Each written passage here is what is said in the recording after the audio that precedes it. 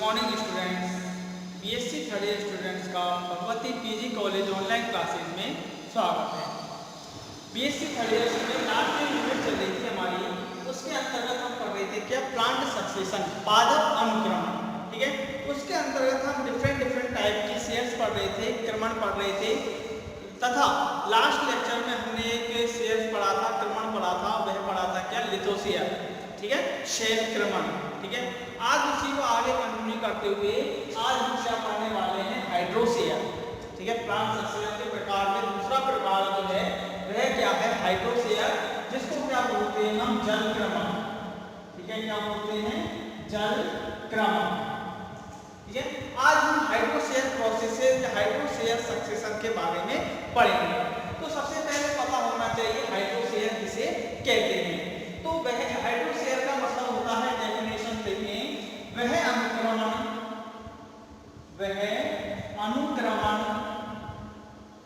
जो जलीय आवासों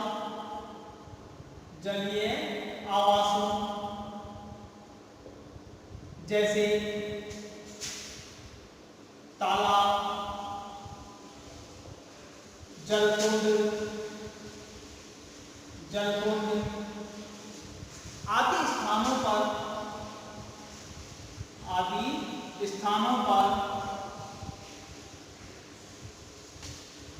पाया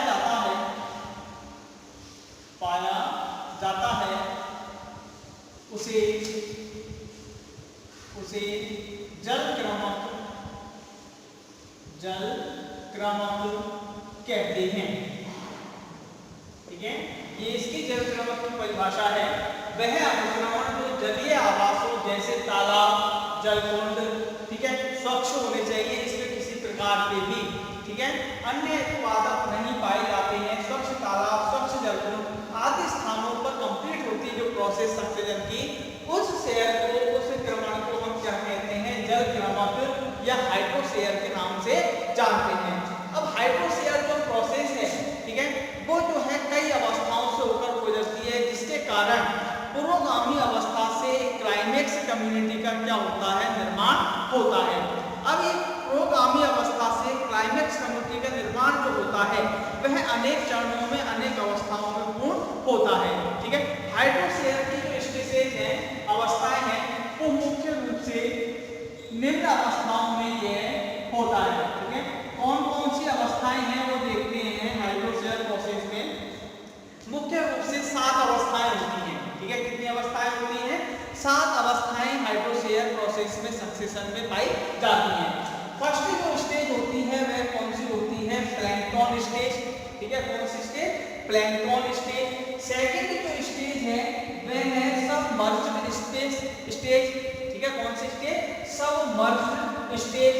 थर्ड स्टेज जो है वह क्या है, फ्लोटिंग स्टेज। कौन सी stage, floating stage. Fourth stage जो है वह कौन सी है, रीड स्वैम्प स्टेज। ठीक है, कौन सी stage, reed swamp stage. Fifth stage is marsh meadow stage. ठीक है, कौन सी stage, marsh meadow stage. Sixth stage is woodland stage. ठीक है, कौन सी स्टेज, वुडलैंड स्टेज या स्क्रब स्टेज। ठीक है, and last stage is climax forest stage. ठीक है, कौन सी स्टेज, क्लाइमेक्स फॉरेस्ट स्टेज। इन 7 अवस्थाओं में हाइड्रोशेयर प्रोसेसेस जो है कंप्लीट होती है और प्लैंक्टन स्टेज से last stage climax forest stage का क्या होता है, निर्माण होता है। ठीक है, देख लेते हैं अब ये स्टेज किस प्रकार से एक अवस्था से दूसरी अवस्था का निर्माण होता है। ठीक है, वो किस प्रकार से होता है वो देखते हैं। तो ये इसमें जो अवस्थाएं हैं वो कितनी अवस्थाओं में कंप्लीट होता है, लगभग 7 अवस्थाओं में हाइड्रोशेयर प्रोसेस या सक्सेशन कंप्लीट होता है। ठीक है, फर्स्ट जो स्टेज है इसको मैं डालते हैं। ठीक है, फर्स्ट स्टेज जो है इसकी वह कौन सी है, प्लैंक्टन स्टेज। ठीक है, कौन सी स्टेज, प्लैंक्टन स्टेज, जिसको हिंदी में क्या कहते हैं हम, प्लवक अवस्था। ठीक है, क्या कहते हैं, प्लवक अवस्था। ठीक है, प्लैंक्टन स्टेज या प्लवक अवस्था। ठीक है, फर्स्ट स्टेज। अब देखिए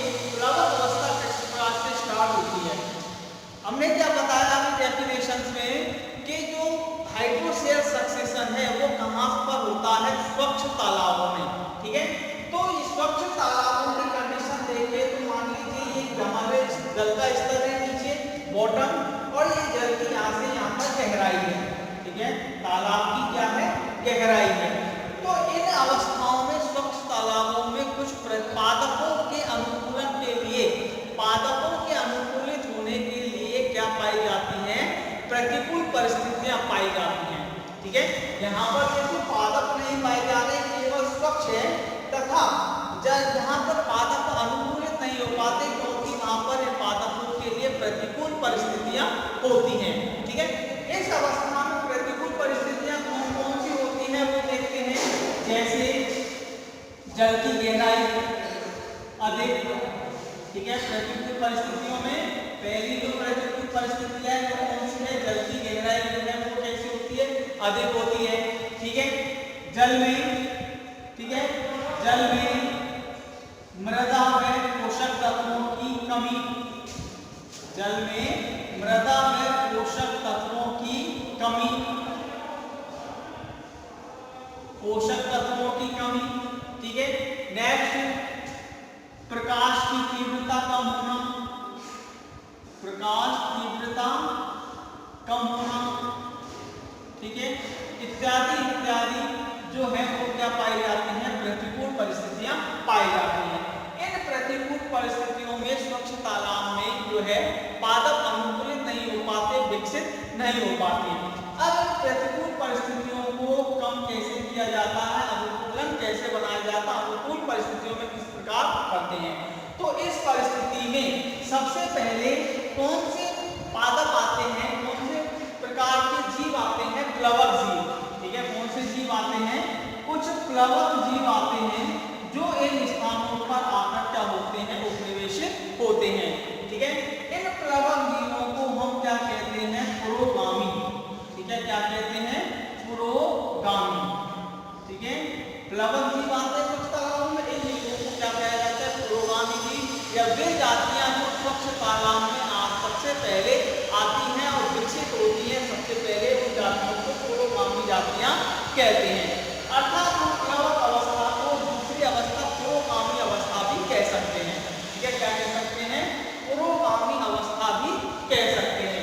इन पुरोगामी जातियों में, ठीक है, जो पुरोगामी स्पीशीज आती हैं इनमें क्या क्या आते हैं, जैसे साइनोबैक्टीरिया, ठीक है, साइनोबैक्टीरिया, क्लोरोफाइसिन सदस्य, क्लोरोफाइसिन, साइनोफाइसिन, साइनोफाइसिन के सदस्य, ठीक है।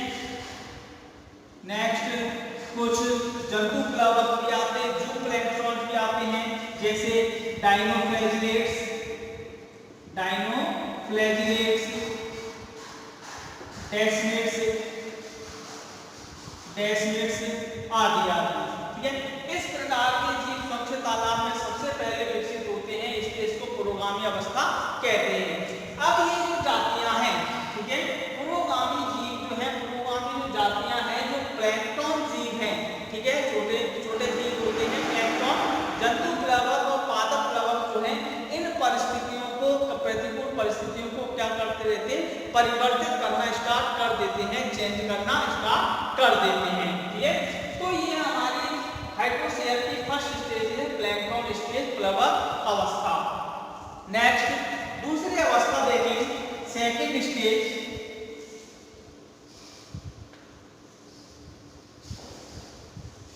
Second stage is submerged stage, ठीक है। कौन सी स्टेज, सबमर्ज्ड स्टेज,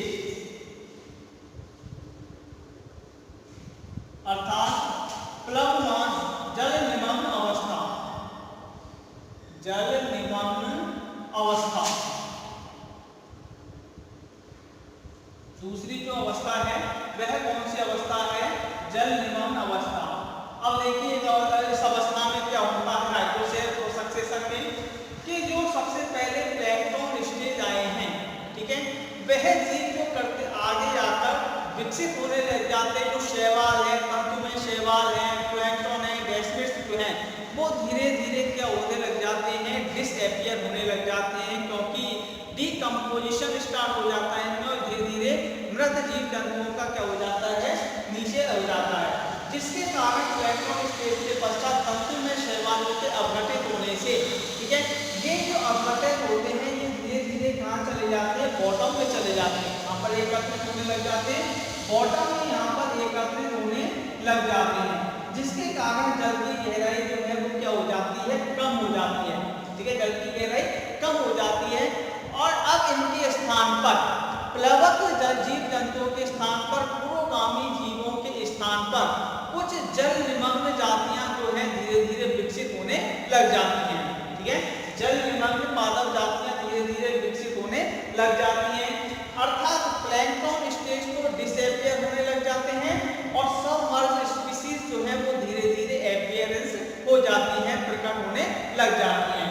इस अवस्था में सबमर्ज स्टेज में जल निमग्न पादप जातियों में कौन कौन सी जातियां आती हैं, स्पीशीज देखें, एक तो वेलिसनेरिया, ठीक है, वेलिसनेरिया,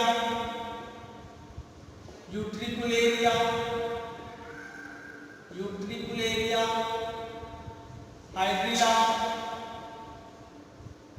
हाइड्रिला, कारा, ठीक है, ऐसी जातियां जो है विकसित होने लग जाती हैं।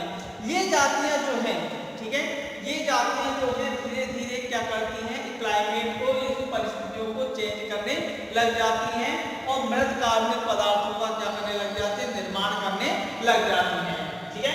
अर्थात सेकंड स्टेज में क्या हुआ कि धीरे धीरे जो प्लैंक्टन जीव है वो डिसअपियर हो गए, ठीक है, और उनके स्थान पर सबमर्ज जातियां जैसे ये विकसित हो जाती हैं। अब इसके पश्चात सबमर्ज जो जातियां हैं इसके कारण विकसित होने के कारण इस जल की गहराई में, तली में मृदा का निर्माण होता है और पोषक तत्वों में क्या होने लग जाती है, वृद्धि होने लग जाती है, ठीक है। इसके पश्चात देखते हैं थर्ड जो स्टेज है, ठीक है, थर्ड स्टेज जो है वह है फ्लोटिंग स्टेज, ठीक है, कौन सी स्टेज, फ्लोटिंग स्टेज,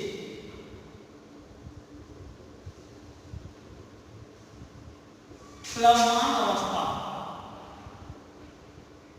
प्लवमान अवस्था, ठीक है, थर्ड जो स्टेज है वह क्या है, प्लवमान अवस्था।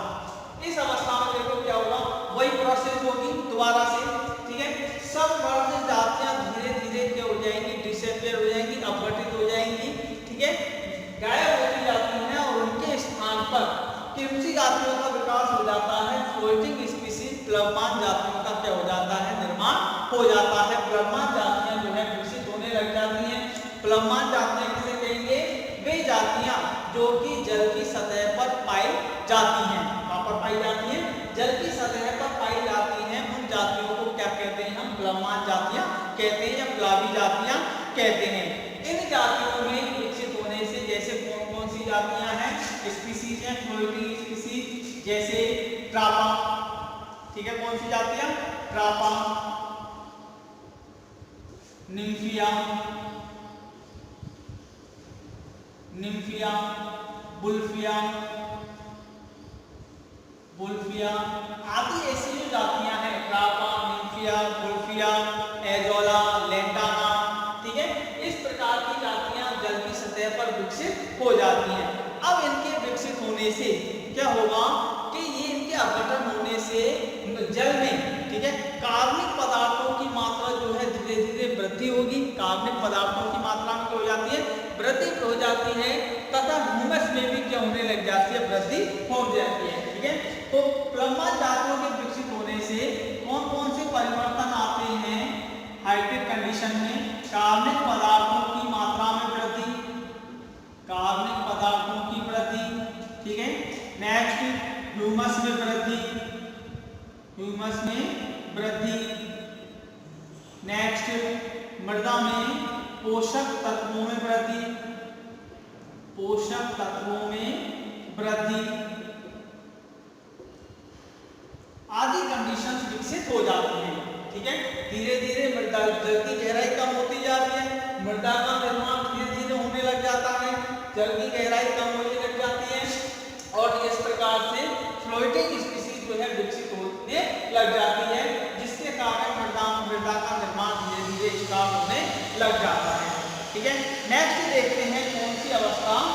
अमूल अवस्था, रीड स्वयं अवस्था।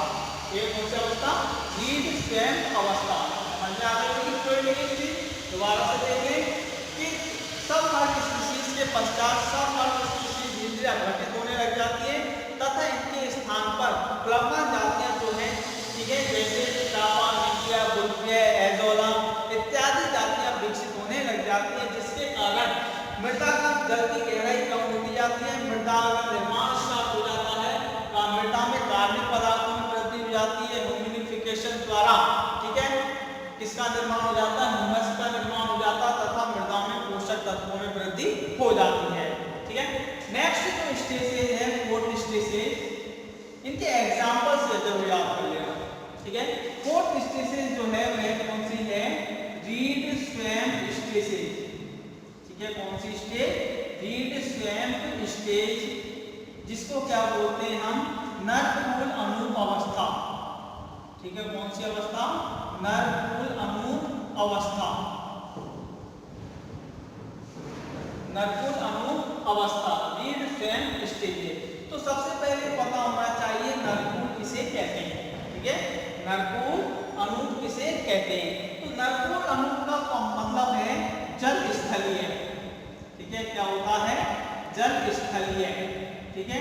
यानी अब ये देखें हम, जल स्थलीय पादप जो है उनका विकास होगा, ठीक है। हाइड्रोसेल कंडीशंस में, जलीय कंडीशंस में कौन सी फ्लोटिंग स्टेज की स्पीशीज के द्वारा कौन सी जातियों का विकास होता है? जल स्थलीय जातियों का विकास होता है। जल स्थलीय का मतलब ये नहीं कि कुछ पादप एक अवस्था जल में और दूसरी अवस्था स्थल पर निर्मित हो रही है, ऐसी नहीं। जल स्थल का मतलब ये है कि वे पादप, नरकुल अणु में वे पादप जिनकी जड़ें तो तली में रहती हैं, मृदा में पाई जाती हैं तथा ऊपरी भाग जो है वो कैसा होता? पत्तियों वाला प्ररो भाग जो है वो कैसा होता? वायवीय होता है। कैसा होता है? वायवीय कंडीशंस में पाया जाता है। ऐसे पादपों को क्या कहते हैं? नरकुल अणु पादप या जल स्थलीय पादप कहते हैं, ठीक है। इस प्रकार के पादपों में अब देखो धीरे धीरे जो फ्लोटिंग जातियां हैं वो धीरे धीरे डिकम्पोज होने लग जाती हैं, डिसएपियर होने लग जाती हैं, उनके स्थान पर कौन सी जातियां विकसित हो जाती हैं? रीड स्वयं स्टेज, ठीक है। क्योंकि फ्लोटिंग स्टेज कंडीशन के कारण मृदा में अधिकता होती है, पोषक तत्वों में अधिकता होती है, ह्यूमिडिफिकेशन ज्यादा होने लग जाता है, ठीक है। इस कारण ह्यूमस में मात्रा में वृद्धि हो जाती है। तो अब ये जो परिस्थितियां हैं वो नरकुल अणु जल स्थलीय पादपों के लिए कैसी हो जाती है? अनुकूल होने लग जाती है, जिसके कारण जल स्थलीय पादप जातियां जो है विकसित हो जाती हैं। इन जातियों में कौन कौन सी जातियां पाई जाती हैं? जैसे साइप्रेसी, ठीक है, जैसे टाइपा, साइप्रेसी, ठीक है, टाइपा, साइप्रेसी, ये जातियां जो है वो कैसे होने लगती है? विकसित होने लग जाती हैं। इनके विकसित होने से, ठीक है, जल स्थलीय पादपों के विकसित होने से ह्यूमिडिफिकेशन जो प्रोसेस है वो कैसी हो जाती है? तीव्र हो जाती है, ठीक है। ह्यूमिडिफिकेशन की प्रक्रिया तेज हो जाती है, मृदा में पोषक तत्वों की अधिकता और अधिक हो जाती है, ठीक है। मृदा का निर्माण और अधिक हो जाता है, जल की गहराई लगभग क्या हो जाती है? खत्म हो जाती है, ठीक है। जल की गहराई जो है लगभग बिल्कुल क्या हो जाती है?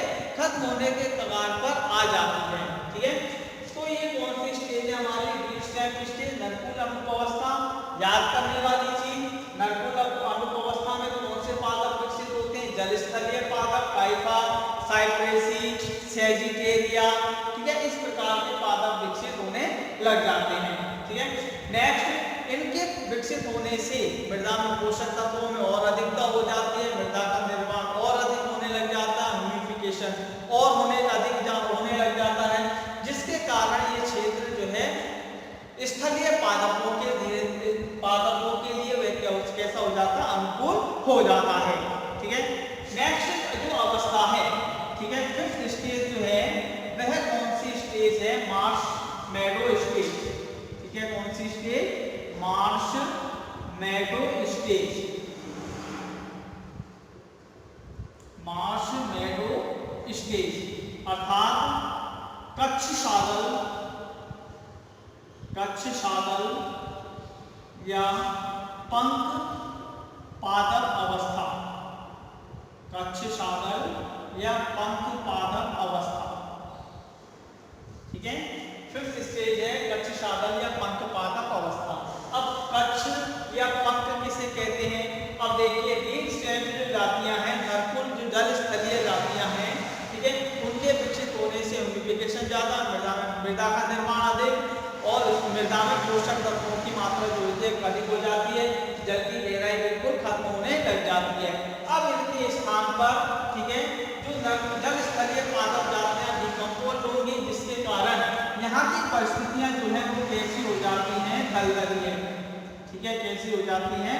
परिस्थितियां परिवर्तित हो जाती हैं और दलदलीय परिस्थितियां विकसित हो जाती हैं।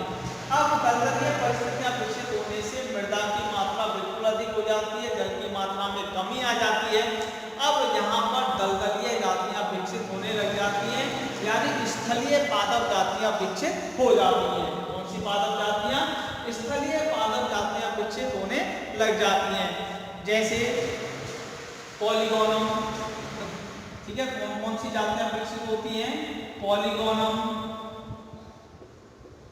आइकोमिया,